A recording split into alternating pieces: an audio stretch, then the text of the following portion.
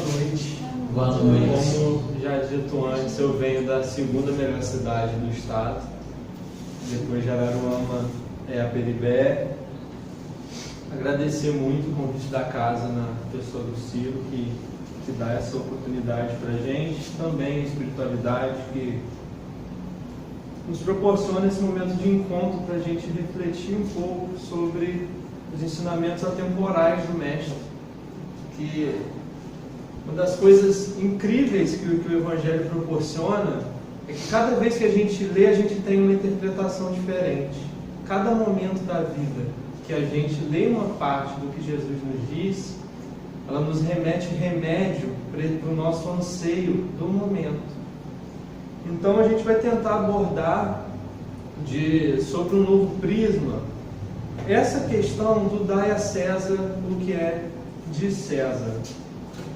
E eu sou da Casa Caridade e Virtude, em Aperibé, agora de mudança para o Trabalhadores de Jesus.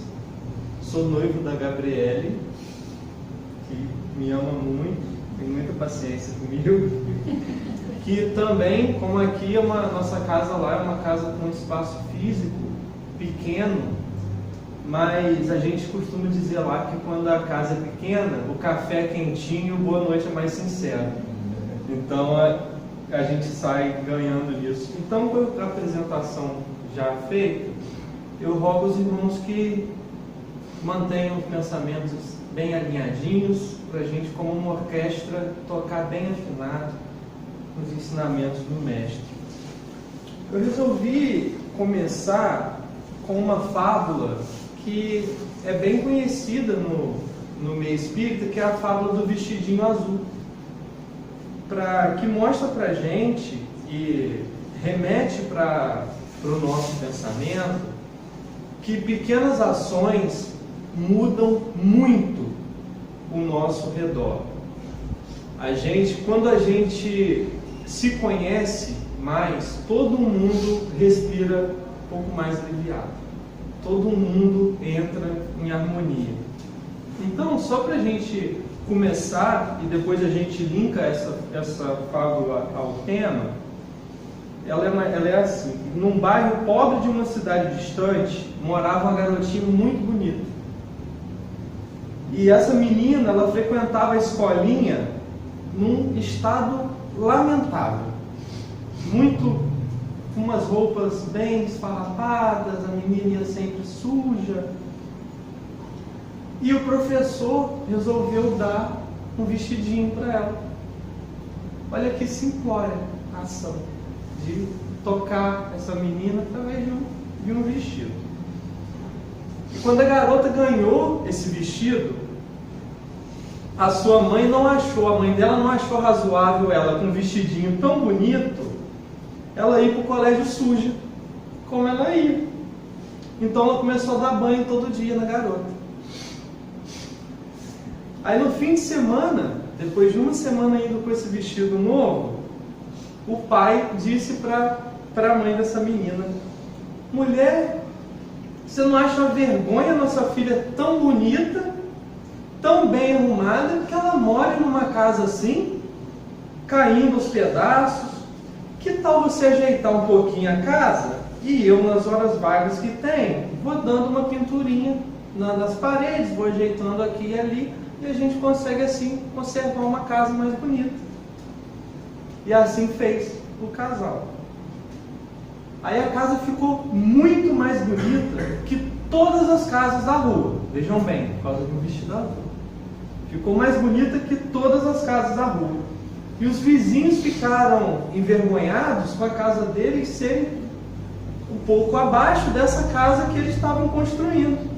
E eles começaram a reformar as residências também. E a partir daí todo o bairro melhorava a olhos vistos. Todo mundo via que o bairro estava ficando realmente mais bonito. E nisso passou um político que viu esse bairro e falou: nossa, é lamentável que esse pessoal tão esforçado não receba nenhuma ajuda do governo para manter esse bairro bonito assim. E ali ele saiu para ir falar com o prefeito que autorizou uma comissão para organizar estudos para melhorar aquele bairro e ajudar os outros bairros pobres a se construírem. E pensar que tudo começou com um vestidinho azul. Não era a intenção do professor, com certeza, consertar uma rua inteira, um bairro inteiro. Não era a intenção do professor criar um organismo que socorresse todos os bairros abandonados da cidade. Só que ele fez o que ele podia. Ele deu a sua parte, o seu quinhão, o seu testemunho. Ele foi chamado à obra e assim foi. Porque a gente sabe que é difícil reconstruir um bairro. Mas com certeza nos é possível dar um vestidinho azul. E essa fábula me remeteu a uma das bases da nossa doutrina, que é a filosofia. E a gente tem um grande expoente na filosofia brasileira, que alguns devem conhecer, que é o Mário Sérgio Cortella, que é um homem que revoluciona muito a educação no país, seguindo todas as diretrizes do Paulo Freire. Um homem fantástico. E aconteceu que casou muito essa fábula com o que Cortella diz, para depois a gente poder fazer um apanhado geral sobre o dai a César o que de César é. E assim, a filosofia, na pessoa do Cortella, nos faz o seguinte questionamento: a gente está fazendo o possível ou a gente está fazendo o melhor? Dentro da nossa casa espírita, dentro do nosso bairro, dentro da nossa casa, da nossa família, das pessoas que nos cercam, nós fazemos o possível ou nós realmente nos esforçamos para fazer o melhor? E ele vem explicar, não é o melhor do mundo, é o teu melhor na condição que você tem, enquanto você não tem condição melhor para fazer melhor ainda. Olha que interessante. Não é o melhor do mundo, é o teu melhor na condição que você tem, enquanto você não tem condições melhores para fazer melhor ainda. Que se qualquer um de nós, quando a gente pode fazer o melhor, se a gente se contenta com o possível, a gente cai num lugar muito perigoso, que é a mediocridade. Isso enquanto pessoas, enquanto espíritas, enquanto filhos, pais, irmãos, como pessoas.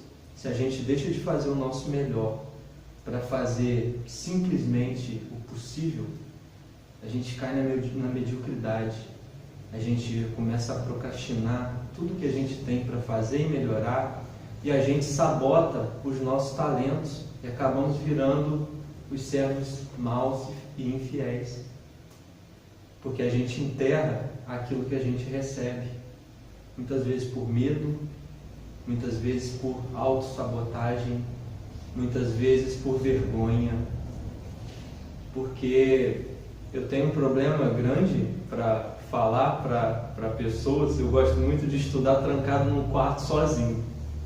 Só que a gente vai estudando e vai aprendendo e a gente vai tomando consciência que a gente tem que dar de graça aquilo que de graça a gente recebe. Então eu me sinto acovardado, eu me sinto com um sentimento de inferioridade se eu conseguir absorver um pouquinho dos ensinamentos do Cristo e não ter a coragem de tentar passar um pouquinho que seja para outras pessoas. Então a gente vai à luta, a gente sai, a gente não cai na mediocridade e a gente tenta fazer o melhor com aquilo que a gente tem, enquanto a gente não tem condição para fazer melhor ainda. E para usar um exemplo prático, todos os dias na nossa região, eu sou do Noroeste Fluminense, então é menorzinho, mas aqui com certeza com maior volume, tem gente que acorda muito cedo para ir trabalhar com resgate. Os nossos bombeiros, pessoal, os médicos de primeiros socorros. E, gente, eles passam um dia tirando gente de ferragem. Já imaginou? E são pessoas que muitas das vezes, ainda mais no nosso estado, a gente sabe a condição que está, com salário defasado, que fazem isso realmente com amor. E eles são pessoas que fazem o melhor. Ah, mas falta soro, mas falta desfibrilador na maca, mas falta remédio, mas falta o combustível. Eles estão lá fazendo o melhor que eles podem, com o que eles têm, até que eles tenham mais para fazer melhor ainda. Isso deve servir de exemplo para a gente no trabalho espírita de uma forma muito grande, porque se antes os tempos eram chegados, já chegaram, meus irmãos. A segunda música do Lulu Santos, a gente não pediu para nascer, a gente pediu muito. A gente tentou entrar na fila 2 vezes para poder ter mais chance. Porque as oportunidades estão ficando cada vez mais escassas, as zonas umbralinas, de acordo com os relatos do plano espiritual, estão sendo esvaziadas. E nós estamos tendo cada vez menos chances de poder vir nessa... Então a gente não pode vir como espectador. A gente não pode ser, já que estamos dentro da doutrina, que não sejamos espíritas passivos. Que sejamos espíritas que fazem o melhor com o que a gente tem, até que tenhamos condições de fazer melhor ainda. E esse é um raciocínio que ele é muito simples e muito bonito de se pensar. Pelo menos na minha visão, é um raciocínio simples e bonito. O complexo é botar em prática. Botar em prática é mais difícil. E a gente tem uma inclinação muito forte ao pessimismo. Nós nos inclinamos e nos deixamos levar por pensamentos pessimistas com muita facilidade. E como isso nos atrapalha, nos adoece, nos tira do caminho reto a seguir, e tem jeito de lutar contra isso.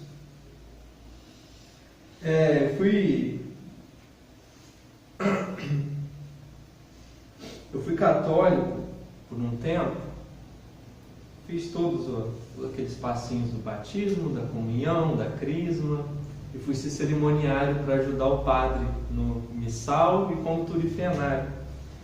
E usava uma cruz muito bonita no peito, que era dos beneditinos, da Ordem de São Bento, que é uma história muito bonita, que é aqui no Brasil a gente chama Bento de Núrcia, que os católicos, os anglicanos, os ortodoxos, como São Bento. E eles têm uma obra maravilhosa, e o lema da obra deles é Ora et Labora, que é ora e trabalho. Então, acredito que todos nós que estamos trilhando a doutrina sabemos da importância do trabalho. Da oração é mega importante, e o trabalho nada mais é que a oração feita em ato, né? A gente transforma, a gente amadurece aqui, a gente molda bem bonitinho aqui, e a gente devolve para o mundo aqui. E dentro desse conjunto de normas que São Bento vai colocar, a norma de número 34, tá no livro do Marcos Sérgio Portela também. Eu acho que essa norma, ela tinha que estar assim numa casa espírita, em cada zona de coordenação, nas comerges, nos prédios públicos, dentro de casa. E essa norma era passível de exclusão da ordem. Você era colocado para fora. E que norma é essa? É proibido resmungar. Caio resmunga muito, não sei vocês.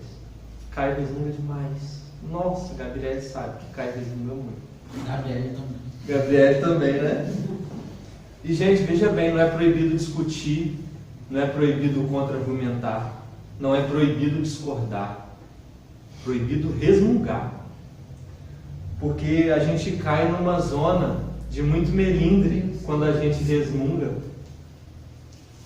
Resmungar coloca para baixo todo um trabalho, porque às vezes a gente nem vai na má intenção de derrubar um trabalho ou de fazer mal a alguma obra, mas a gente, no nosso resmungar, a gente cria um melindre que derruba toda uma estrutura.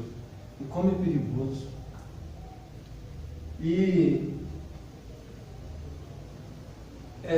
para explicar bem, pessoal, a pessoa que resmunga é o tipo de pessoa que fica amaldiçoando a escuridão, mas não tem coragem de acender uma vela.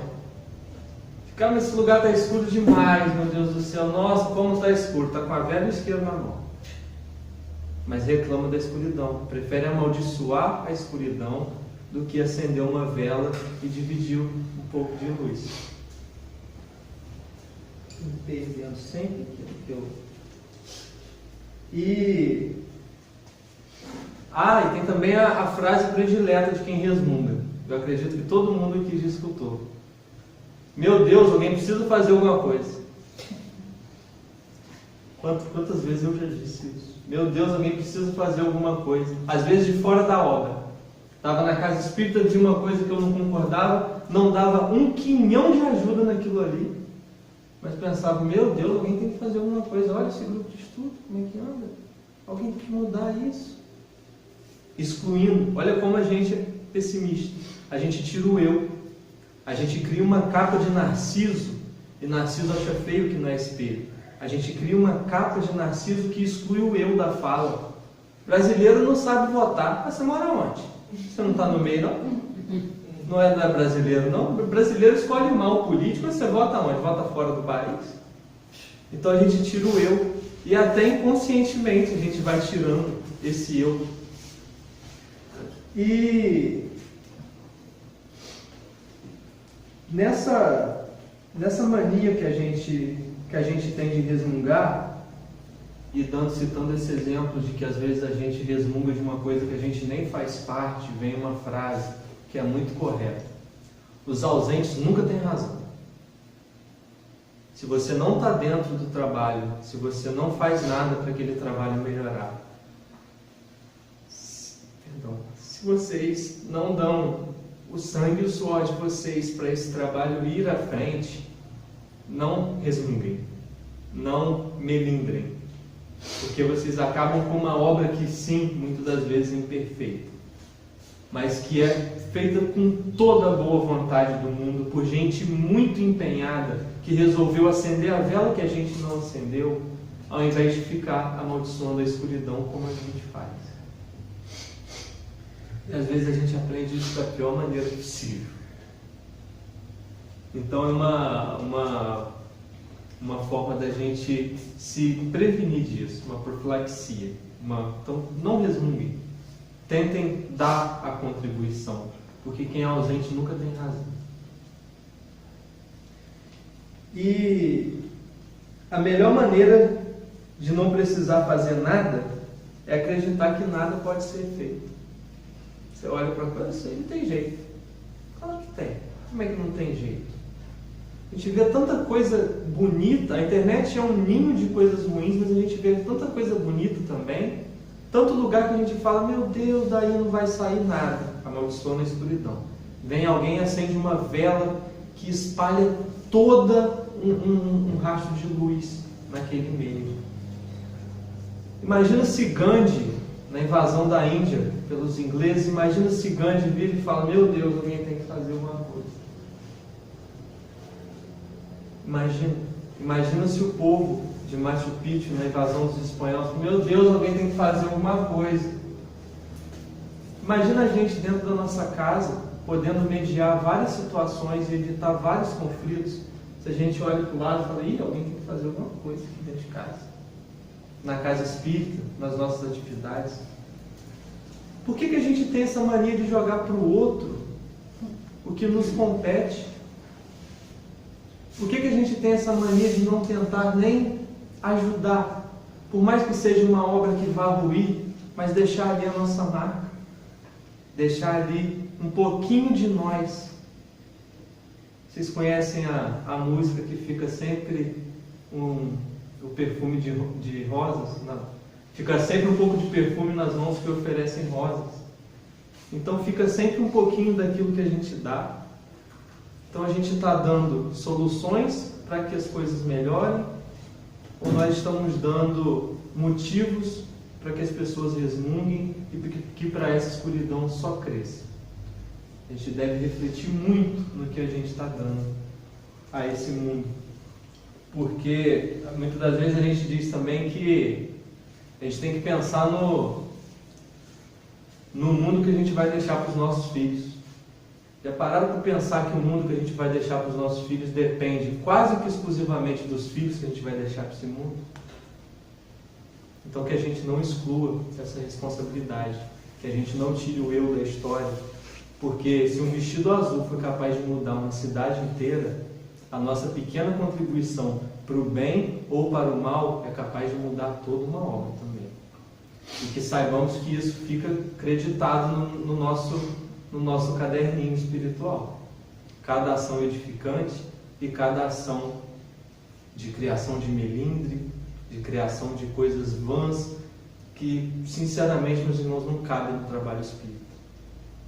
Acontece, mas não cabe. E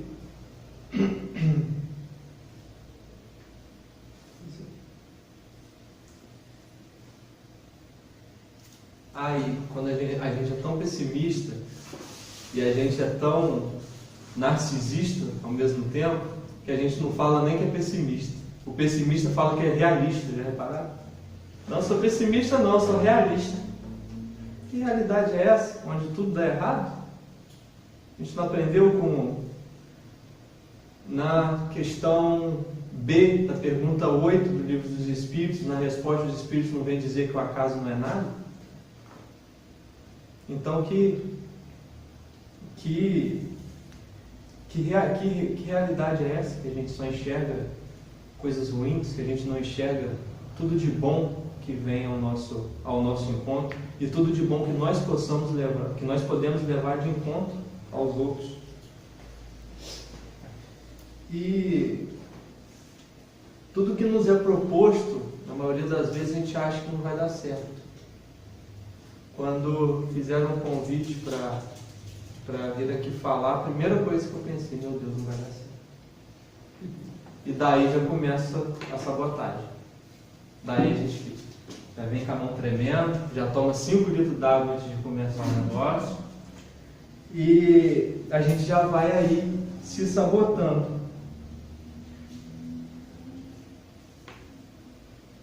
E quando a gente fala isso de que as coisas não vão para frente, nós sabemos que pensamento também é matéria. Então a gente está sabotando também a nossa própria jornada, a nossa própria caminhada. Aí você fala, mas Caio, você fala muito do pessimismo e o otimista. O otimista é uma encrenca danada.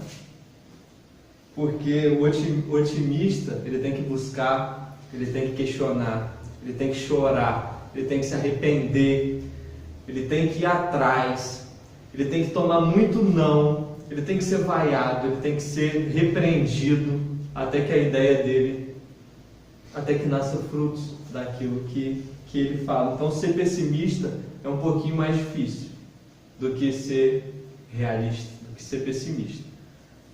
E quando a gente assume essa responsabilidade de ser otimista, principalmente com a bandeira espírita do nosso lado, a gente não pode permitir que nada nos derrube, gente. Porque é difícil, não é fácil. Mas ninguém chegou no nosso ouvidinho e falou, vai ser facinho. Se fosse fácil, não chamava encarnação. Chamava mastigar água, né? E é mais fácil, quando eu digo que é mais fácil ser pessimista, é que o pessimista não tem nada a perder. Assim como esses dissidentes judeus, os herodianos, que vão fazer a pergunta ao Cristo, já puxando para o tema da noite, eles não têm nada a perder. Eles estão colocando alguém que é perseguido entre a cruz e a espada. E para eles nada eles têm. a perder. E o otimista tem, porque o otimista tem toda uma obra, tem toda uma trajetória que ele corre atrás, que ele chora, que ele faz valer, que ele sua. Então ele tem muito esforço na obra do bem a ser perdida. Então ele é um pouco mais cauteloso, ele precisa ter um pouco mais de trabalho para fazer a obra. Porque tem uma característica que às vezes a gente vai começar um negócio, a pessoa fala, isso daí vai dar errado. Você fala, mas fulano, olha só, está dando tão certo. Olha a casa como está bonita, está bem arrumada. O pessimista olha e fala, espera que você vai ver. Calma, você vai ver como é que vai dar certo. Isso é uma tremenda sabotagem para com você e para com as outras pessoas. Uma tremenda falta de jogo limpo. Resmungar é uma coisa que só coloca para baixo. Você não consegue tirar nenhum proveito do melindre. Você não tira nenhum proveito da arte de resmungar. Só que o otimista nessa dura batalha que ele tem para fazer as coisas dar certo, ele tem uma grande vantagem, gente, que a vida dele não é pequena. Ela pode ser curta. Você pode morrer aos 33 anos pregado num madeiro romano. Mas a vida não é pequena. Talvez curta, pequena jamais. Porque a vida de quem deixa uma obra nunca é pequena. Porque a pessoa, a vestimenta, vai até embora. Já a obra permanece para sempre. No coração daqueles que foram tocados pela obra feita. Então a gente aproveita para entrar nesse tema que nos foi proposto, que é mais uma dessas lições atemporais, de que toda vez que a gente lê, a gente tira uma nova lição. E a gente se inteira primeiro da passagem, eu vou ler a passagem, e depois a gente tenta abordar num prisma diferente, trazendo para o hoje, trazendo para os nossos anseios, para as nossas questões, que eu acho que é o que a gente busca na doutrina. Isso foi pensado por Kardec no Novo Testamento em Mateus 22, do 15 a 22, e também está em Marcos, no 12, do 13 a 17. E diz que os fariseus, tendo se retirado, entenderam-se entre si para enredá-lo com as próprias palavras. Mandaram então os seus discípulos, em companhia dos herodianos, dizer-lhes: Mestre, sabemos que haverás que ensinas o caminho de Deus pela verdade, sem levares em conta quem quer que seja, porque nos homens não considera as pessoas. Já repararam quando alguém quer dar uma rasteira na gente, ele chega elogiando tudo que você tem? Às vezes você nem tem aquela qualidade, a pessoa vai falar que você tem. Não, cara, é muito bom, como você é gente boa, a faquinha está aqui, por trás, pronto para te dar um bote. Só que, gente, a gente está falando do governador espiritual do orbe. A gente não está falando de alguém sujeito a qualquer tentação dessa, que uma pergunta poderia engendrar um espírito de tão alta estirpe e que fizesse essa obra cair. Não tem como. E esses ensinamentos de Cristo, assim como na passagem das tentações no deserto, me parece muito improvável, se não impossível, que um espírito como Jesus sofra uma tentação real. Assim como está nas Escrituras, que é uma tentação. Vocês acham que um espírito moralmente bem pouco elevado teria condições de chegar no governador espiritual do orbe e tentá-lo? Jesus te recolhe ao teu lugar. Acabou. E por que Jesus se deixa ser, entre aspas, imolado por esse irmão? Porque a lição era para a gente. Foi sempre para a gente, nunca foi para ele. Ele já passou por isso tudo. Ele já venceu, ele ascendeu isso tudo. Divaldo vem nos dizer que aproximadamente 45 bilhões de anos atrás. Então, tudo que Jesus vem passar nesse Evangelho, em toda a obra desde que ele começou, é para a gente, que ele já sabia. E assim, né, com toda essa maledicência, eles vêm perguntar: dize-nos, pois, qual a tua opinião sobre isso? É-nos permitido pagar ou deixar de pagar a César o tributo? Jesus, guardem isso bem, Jesus, porém, que lhes conhecia a malícia. Gente, tem um médium que trabalha muito no bem, uma pessoa fantástica lá na nossa região, André Luiz, e ele aperta a sua mão e ele fala: nossa, por que você está tão angustiado? Uma pessoa que consegue fazer essa leitura sentimental da gente, por já ter burilado essa mediunidade no trabalho do bem.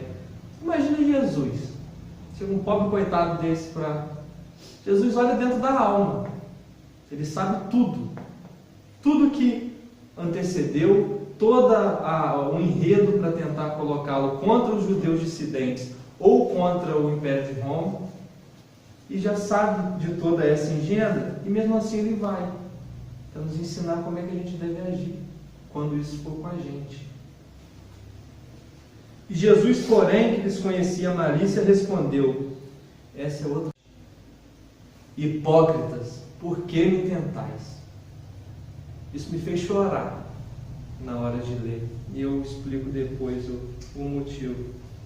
E Jesus diz: apresentai-me uma das moedas que se dão em pagamento do tributo.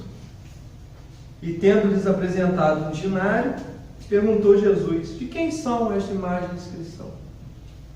De César, responderam eles. Então observou-lhe Jesus: dai, pois, a César o que é de César, e a Deus o que é de Deus. Jesus, em várias vezes nas passagens do Evangelho, ele gosta de individualizar o que é matéria e o que é espírito. E ele tenta, dentro do mesmo Evangelho, estabelecer um ponto de equilíbrio para que nós possamos andar equilibrando o que é mundo e o que é espírito, o que é César e o que é Deus. Assim como na passagem com Nicodemos, que é até assunto para outro estudo, mas ele também separa. E ouvindo falar dessa maneira, admiraram-se ele da sua resposta e deixando-se retirar. Vão falar o quê?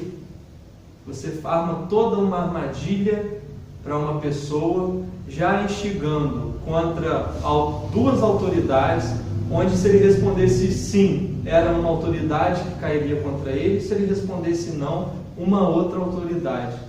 E ele dá uma resposta que todo mundo se cala e sai. Quantas vezes nós, por vaidade, orgulho, não damos a resposta cabível no momento, aquela resposta que dentro da casa espírita a gente daria, porque a gente cai, eu gosto de falar cai, para não tirar o eu da coisa. Caio, muitas das vezes, é uma pessoa na casa espírita, mas fora não consegue elevar tanto aquilo que é dentro da casa. Muitas das vezes eu prefiro ter razão do que ter paz. Muitas das vezes eu debato até me exaurir e depois cair nas garras cruéis do arrependimento, porque como é ruim você, sabendo do ato que você está praticando, você praticar a si mesmo e depois cair numa roda infinita de culpa, que é muito difícil de você se libertar. A culpa é um sentimento que é um espinho na carne, diria Paulo, é um espinho que dói fundo. E nessa pergunta havia essa armadilha, e conforme a resposta eles iam citar Jesus, ou às autoridades romanas, ou aos judeus dissidentes. Só que Jesus desconhecia a malícia. E Jesus conseguiu, digamos assim, sair pela tangente, dando uma lição incrível de conhecimento, de amor e também de solidariedade, porque ele poderia muito bem citar um contra o outro ali. Mas Jesus não age dessa forma. E como ele contorna essa dificuldade, ele dá essa lição de justiça, dá a César o que é de César e a Deus o que é de Deus, e ele volta à nossa famosa lei de retorno, essa lei de ação e reação, que cada um seja dado o que lhe é devido.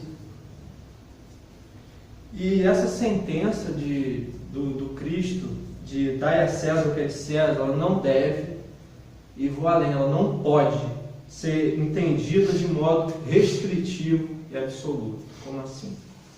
Ela não, nenhuma lição de Jesus, dentro desse contexto, deve ser levada ao pé da letra em cada situação. Por isso ele passou por várias. Por isso os apóstolos relatam várias. Porque a gente não pode levar também tudo de forma restritiva e absoluta.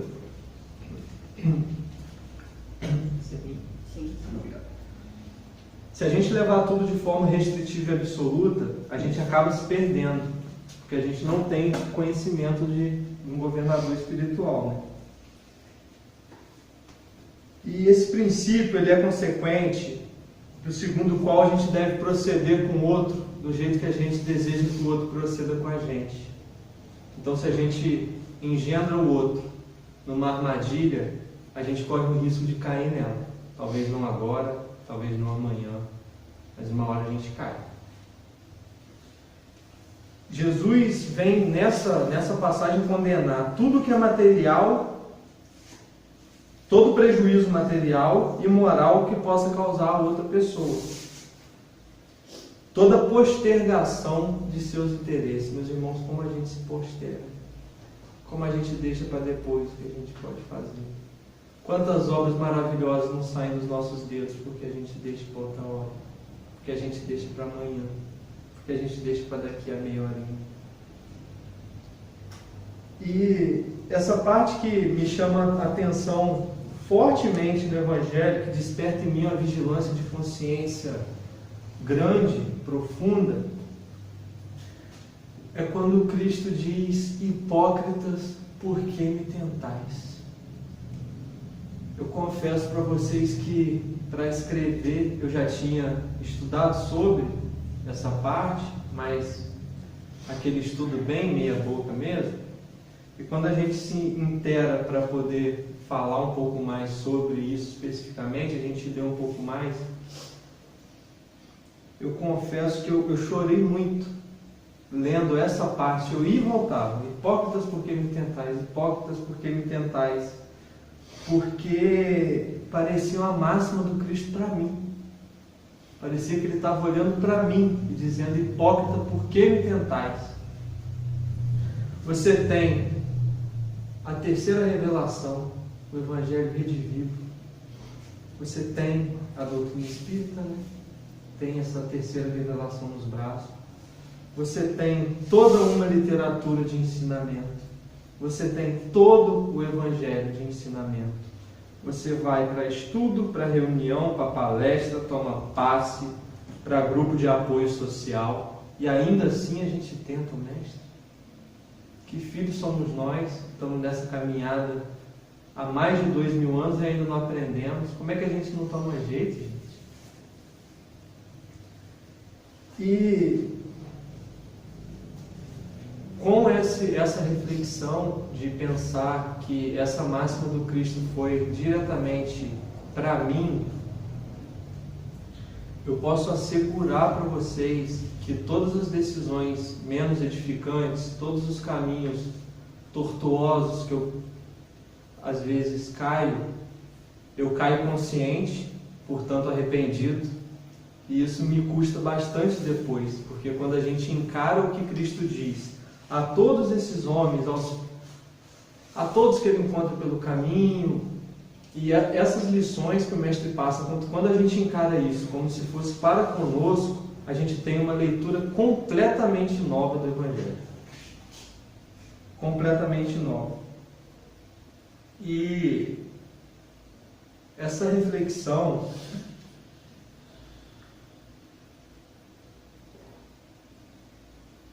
de trazer para o hoje os ensinamentos do Mestre, eu sinto que, pelo menos na nossa casa, havia uma falta muito grande da gente observar mais os ensinamentos, observar com mais cuidado tudo que o Mestre deixou para nós, e principalmente colocar em prática. Porque a gente estava muito letrado, como a gente diz lá, a gente estava super letrado, a gente estava estudando um monte de livro, a gente estava, poxa, tinha seminário, vamos embora, tinha um estudo mais legal, vamos embora, mas a gente estava deixando a desejar na parte prática. Falar, gente, vou falar o Caio estava deixando a desejar na parte prática. O Caio não estava saindo à luta, o Caio não estava buscando melhorar, o Caio estava estagnado na preguiça e o Caio estava lendo e não colocando em prática. E é muito importante a leitura, sim, mas o trabalho é o que torna a obra visível, é o que parte de nós. O Ciro tem no Facebook dele, sou espírita e isso já diz muito sobre mim. O Caio não podia falar isso. O Caio era espírita e isso não dizia quase nada. Porque era muito espírita quando convinha dentro da casa espírita e era uma pessoa um pouco diferente quando estava fora. Era uma pessoa egoísta, uma pessoa vaidosa. E isso Emmanuel vem nos dizer que é até nos permitido ser, mas a gente tem que buscar melhora.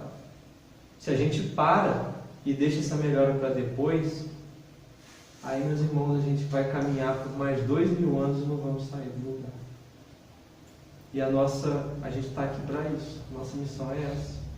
A gente tem que buscar o nosso progresso e ajudar no progresso alheio.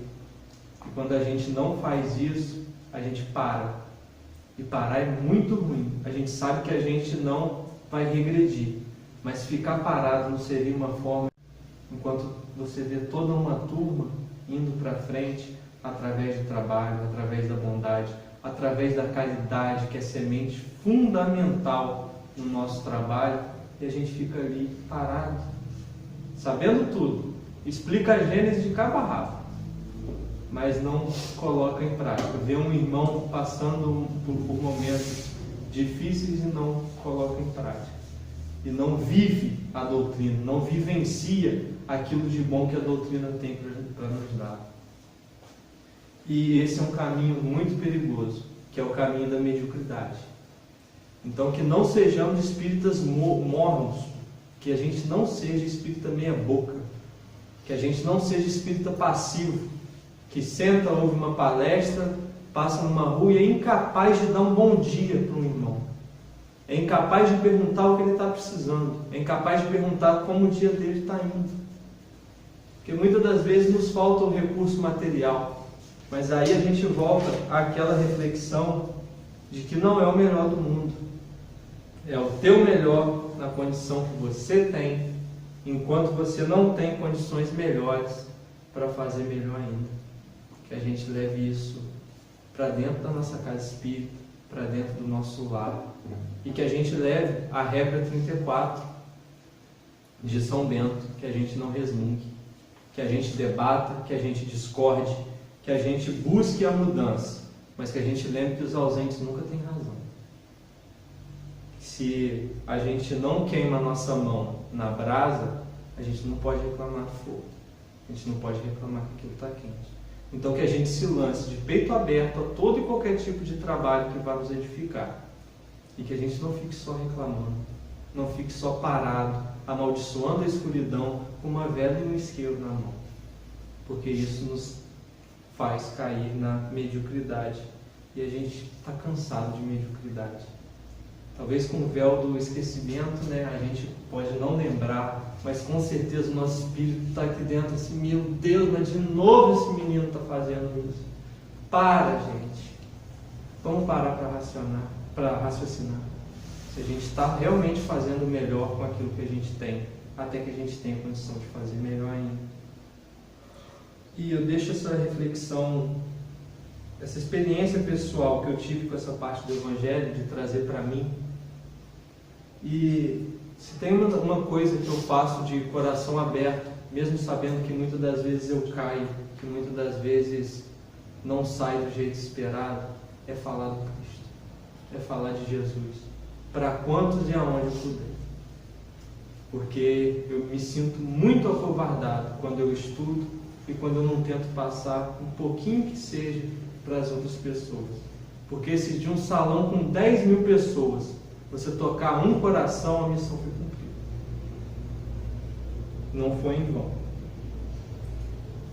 E eu falo de Jesus com esse amor